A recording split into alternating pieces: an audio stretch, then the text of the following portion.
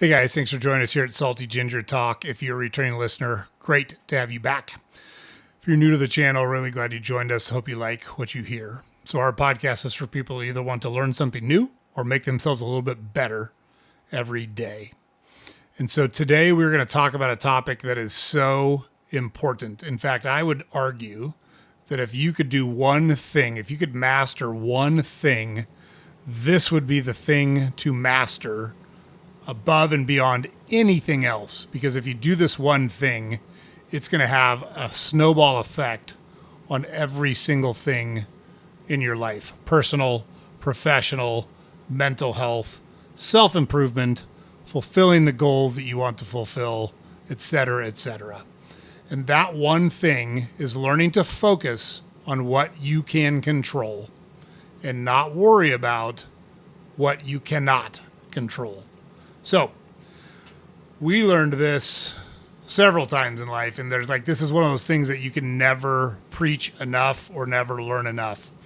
When I was from the time I was 3, if you asked me what I was going to do when I grew up, I was going to be a professional baseball player. That's all I wanted to do. And so I took it very seriously. I was fortunate to make it through college. I wound up quitting before I signed a contract, and my wife and I have been married for 30 plus years.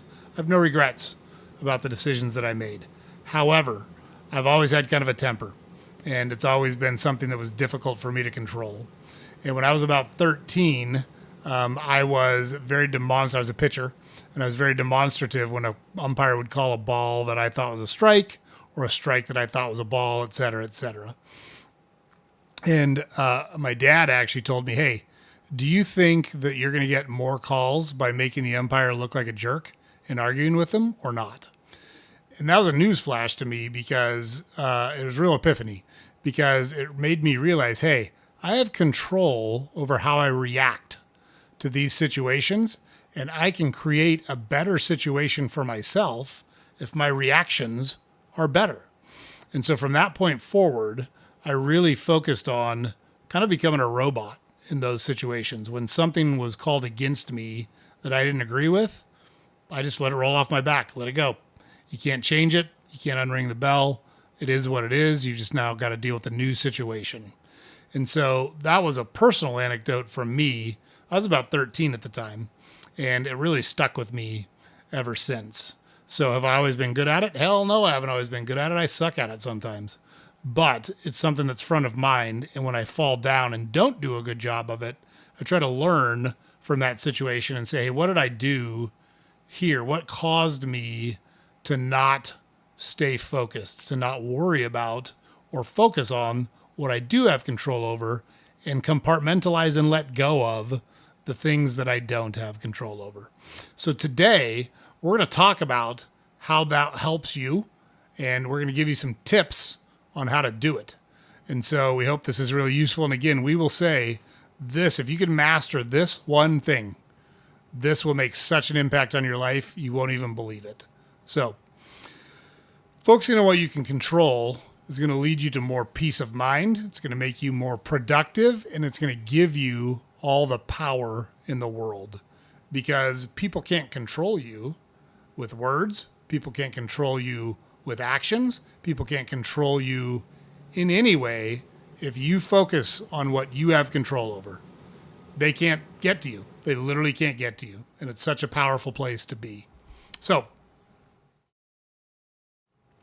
tip number 1, or point number 1, focus on controlling your reactions. Don't try to control other people. I can't stress that enough. We spend so much time and effort trying to influence and cajole and negotiate with other people on how they act or react.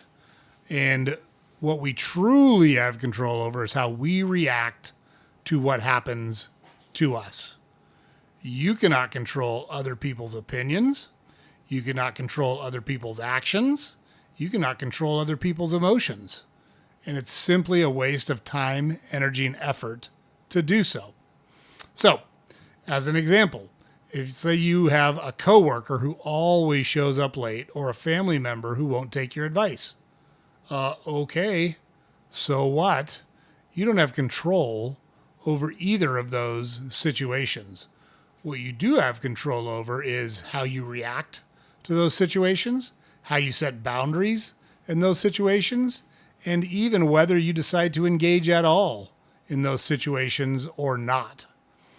So when you find yourself in those situations where someone has recurring behavior that is annoying to you, or someone bothers you, or someone gets under your skin, take a 5-second pause before you react to it and ask yourself, what response best serves me personally? Forget them. Forget their reactions. Forget their issues. Forget their problems. Forget the distractions and say, what's the best thing for me right here? And focus on that because you have control over it. This is one of those situations where we see people a lot that react to, well, he said this and it disrespected me. Okay. Says who? Says you? You're disrespected? How does that work? Make that make sense to me. So you're disrespected. Now what? Can you make them change their mind? Can you make them change their opinion? No. Can you advocate for yourself? Sure. Can you do it in a productive and intelligent way? Sure. But if you react every time someone tries to push your buttons, that other person controls you. They control how you think. They control how you feel. They control how your day goes. Do you want to give that power to somebody else when it's completely and totally within your power to figure out how to control your reaction and how you want to react, or even if you want to react to those situations? The other thing we'll say here is you are not required to have an opinion or give an opinion on anything. If you don't like something or you don't want to be involved in something, just don't. Just don't do it. Let it go. You're not required to voice an opinion. You're not required to care about things simply because other people think you should. That's their prerogative. Duly noted. I'm going to focus on the things I have control over and the things that are important to me. And if that doesn't work for you, duly noted. So keep that in mind. You always have control over how you react to situations. Always, always, always. And we rarely make global statements, but we'll make that one. You get to choose how you react. Oh, they made me so angry. So what? That's on you. That's on you to control that anger. They made me so upset. So what? That's on you to control that emotion. It's up to you how you react to situations. So let's just start there. If we can control that one, we are light years ahead of most people on the face of this earth. Okay? Okay, so number 2, control your daily habits, not your outcomes. So what does that mean? Don't worry about whether you'll get the promotion, whether you'll make the sale, how many downloads your podcast gets, how many likes your post on Instagram gets. You don't have control over that. What you do have control over is the habits that are behind those activities. So your effort, the consistency of your effort, the consistency of your work, the quality of your work are all things you have direct control over. And you are much better focusing on the habit itself and the action itself than you are the outcome. You can't force someone to say yes, but you can ask 5 people or make 5 sales calls every day, and some number of them will say yes. And the more you practice making the calls, the better you're going to get at making the calls, the better chance you have of converting those calls into a yes or a sale or an agreement. And we're also afraid of hearing no. No is a great word to hear. You better get used to it because you're going to get told no a lot in life. But you can't focus on the outcome. You should focus on the habit. It's the habit itself and the action itself that's going to get you to where you want to be. I talk about this a lot with coaches when I'm training coaches because I've coached tons of sports and I'm a good coach. I know I'm a good coach. But we would say coach the approach. So if you're coaching hockey and you want someone to score a lot of goals, then what would you coach? You would coach shooting technique. You would coach positioning. You would coach how to read a defense. You wouldn't coach scoring goals. But if you focus on the three things I just talked about, your technique on your wrist shot, your technique on your slap shot, your technique on your snap shot, how to read a defense, where does the puck go most of the time in the offensive end? Because if you know where the puck goes, you can go there first and be there to score goals. And reading defenses, understanding how they're trying to cover your team, understanding where their players are going to go will allow you to react or preemptively go to a spot that puts you in the optimal place to score a goal. But notice nowhere in there did we talk about goal scoring. We talked about habits. We talked about activities. We talked about actions. And that's where you want to spend your time and effort. Control your daily habits. Control your actions. Don't focus on the outcome. The outcome is a byproduct of good habits. Good outcomes, good habits. Bad outcomes, bad habits. Very straightforward. If you want to get more educated, read. If you want to get more educated, take classes. If you want to get educated, ask questions. If you don't do those things, you're not going to get any more educated than you already are. But it's not the goal is not what you focus on. It's the actions you take to achieve that goal. If you want to get promoted at work, do a really good job at everything you do. The promotion will take care of itself. Does that not mean you might have to go ask or advocate for yourself? Of course, you can do those things.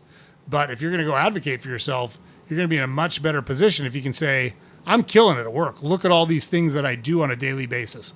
Look at the quality of my work. Look at the consistency of my work. Look at what a good job I've done day in and day out. If you're in that position when you have to advocate for yourself, you're in a much better spot. So the takeaway here, coach the approach. Control your daily habits. Don't focus on the outcomes. You're going to be in a much better spot. Okay, number 3, control your information diet, not the news cycle. Here are some things you have no control over whatsoever. World events, politics, social media drama. Why are we wasting time on these things? Doesn't mean don't pay attention to what's going on in the world. Doesn't mean don't get involved if that's important to you. That's all great. But the point here is you control what you read. You control what you watch. You control how much time you spend on social media. One way to manage this is just set boundaries. Say I'm going to do 10 minutes of news 10 minutes per day of news. Max. Stop following toxic accounts. If you watch or read or view something and it makes you feel bad, just quit doing it. It's really that simple. Replace it with a better habit. Maybe you replace that toxic account with a self-help. Hey, I have an idea. Why not Salty Ginger Talk? Right? You can spend time looking at our stuff. Our stuff is trying to help you improve your life. Our stuff is trying to help you get better. It wouldn't be hard for us to create another pundit type podcast and comment on things that are going on and rip apart the Republicans or rip apart the Democrats or make fun of entertainers or whatever.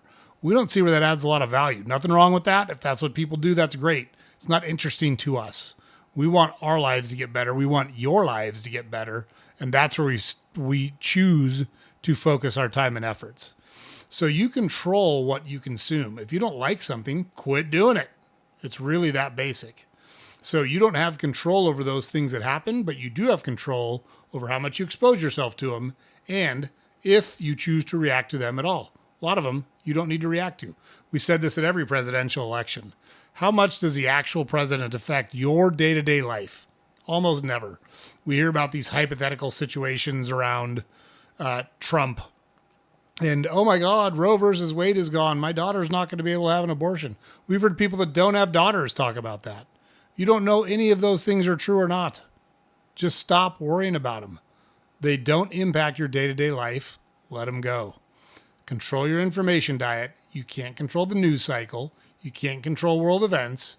So control how you consume them and control how you react to them. It can be time much better spent on other more productive things. Okay, number 4, control your time, not others' expectations. You don't have control over other people's requests. You don't have control over other people's deadlines. You don't have control over other people's needs. But you do have the ability to control your own schedule, you do have the ability to set your own priorities. And this is the most important one. You have the ability to say no. Watch this. No. See how easy that was? Hey, do you want to go out tonight? No, I don't want to. I didn't give an explanation. I didn't give a reason. I just don't want to do it, so I'm not going to do it. It's really that basic. You can block time for your own projects and then work in the other people's needs or requests around the things that are important to you. That's just life. That's how it works. If you have kids, you have less control because you have to cater to your kids' lives. That's kind of the point of having kids. If you're not going to raise your kids and invest, make them the number one priority, and that doesn't mean be a helicopter parent and do everything for them, but you should be putting their needs ahead of yours. Short of that, it's up to you. It's up to you how you spend your time. It's up to you what you say yes and no to. It's up to you to decide when and where you invest your time and effort. It's not up to other people unless you give them the ability to control that. Learn to say no. Learn to say no unapologetically. Learn to say no without explanation. It's a powerful, powerful thing to be able to do. Remember, you control your time. Other people don't control your time. And if they have different expectations for how you use your time, good for them. Duly noted. I say a lot. There's a lot of people that like me and a lot of people that don't. Lines are both pretty long. One's that way, one's that way. That's okay. I'm going to be who I am. That's good enough for some people. It's not good enough for some people. And I'm okay with that. I'm okay with that. So, number 5, control your self-talk and how you view yourself, not external validation. You can't control if other people are going to say good things about you, if they're going to like you, or if they're going to agree with you. You have no control over those things whatsoever. You do have control over your inner dialogue and your own self-worth. So instead of saying something like, I hope they like me, say something like, I'm proud of what I did. I'm happy I did this. Because that's self-validation, that's self-worth, that's self-esteem, instead of hoping that you get validation from the external world. Because I'll tell you, if you're waiting for validation from the external world, for every person that likes you, there's going to be at least one that doesn't. For every person that agrees with you, there's going to be at least one that doesn't. One of the best things we ever did was we had our kids umpire baseball. And umpiring baseball is such a good thing to do because there's a pitch that's thrown and you have to call it one of two ways. It's a ball or a strike. There's no third option, ball or strike. And some people are going to agree with your call and some are going to disagree with your call. Doesn't matter. It's your call. You're the umpire. That's how it works. And it's such a valuable training tool to learn this. I can't control what other people think. I saw the ball fair. I called it fair. That's the call. Duly noted. You think it was foul. I win because I'm the umpire. We move on. You got to learn to live with that. You got to learn to accept that some people aren't going to like you. Some people aren't going to agree with you. Some people are going to say bad things about you. The world's a tough place. You got to learn to deal with it. And the way to deal with it is to control how you talk about yourself and how you talk to yourself. Terribly, terribly important. So, all right, guys. So just to recap, tip number 1, we're going to control our reactions, not worrying about trying to control other people. Tip number 2, we're going to focus on our habits and our actions, not the outcomes. Tip number 3, we're going to focus on the inputs and how much we expose ourselves to information and not the news cycle itself. Tip number 4, we're going to control our own time. And we're not going to listen to other people's demands. We're going to do what we think is right. And when we can help, we will, but not at the expense of what's important to us. And then tip number 5, the self-talk, the internal self-talk, way more important than external validation. You got to forget about external validation. It is useless. If you can't lay your own head on your own pillow at night and be happy with what you did, the validation from the rest of the world ain't going to matter anyways. So think about it this way. Focusing on what's important to you will bring you so much freedom. When you own what's yours, your life will feel lighter, it will feel easier, and it will feel more powerful to you. And you get there by focusing on things that you have control over and not worrying about things you don't. So, would love to hear from you how you do this. If this resonates with you, do you struggle with things that you shouldn't struggle with, that you worry about things you can't control, how other people think, what they say about you, worrying about things you don't have control over. Think about that. What's one thing you're stressing about today that you don't actually control? And then just let it go. If you learn to do that, it is the most powerful tool you will ever develop. So we hope that you're able to take these tips and implement them into your everyday life. So that's the episode for today, guys. James puts it up over here every day. Don't forget to go to our website, saltygingertalk.com. All the podcasts are there. All our social media links are there. We got a newsletter we publish every weekday you can subscribe to there. And always, always, always don't forget to like, comment, subscribe to our podcast on whatever platform you consume it on. It's super, super helpful for us. This episode will air on a Thursday. 1 day to go, baby. 1 day to Friday. So hope everyone's having a great week. Hope everyone finishes strong, and we will see you on the next episode.